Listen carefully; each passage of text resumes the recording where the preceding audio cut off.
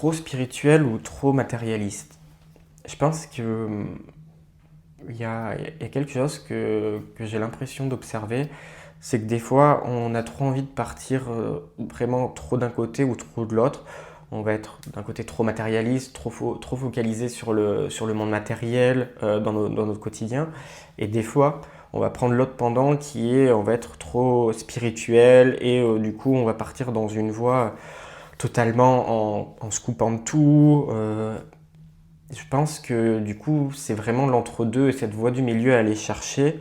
Euh, Si je prends mon cas personnel, il y a des périodes qui vont être beaucoup plus matérielles parce que tout simplement, il y a une vie, il y a le travail, il y a un couple, il y a une famille, il y a des amis à voir et puis des fois un peu plus de rush au niveau du travail et c'est ok. Et il y a des périodes qui vont être un peu plus spirituelles avec plus de lecture, prendre le temps plus le matin pour méditer et c'est ok aussi. En fait, les deux peuvent vivre l'une avec l'autre et surtout quand on est dans une, eh ben, on sait qu'on a envie d'aller dans l'autre et quand des fois ben, dans le matériel on a envie aussi d'y repartir parce qu'on est ici pour faire des expériences et du coup c'est très agréable.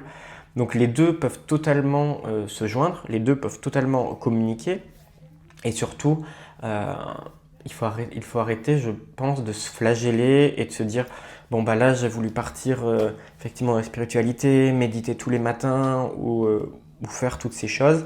Et d'un coup, quand on arrête un jour, 2 jours, ben on se dit bon bah voilà, j'y suis pas arrivé et on vient pas dessus.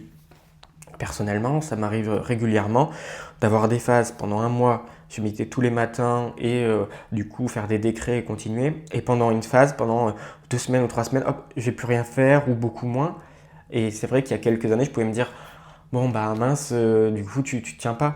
Sauf que de mon côté, c'est un marathon et c'est pas grave du coup d'alterner ou de pas se rejeter la pierre quand on fait moins ce qu'on s'était dit qu'on ferait. Euh, Quand je suis dans cette période où, par exemple je médite moins parce que je sais pourquoi un peu plus de travail ou par exemple c'était une période de déménagement où il y avait plus de choses, et ben plutôt je pense à la fois où je vais pouvoir reprendre et en me disant ben voilà j'ai hâte d'être à ce moment-là, mais je suis dans ce moment, je suis en train de profiter aussi de cette partie et c'est ok.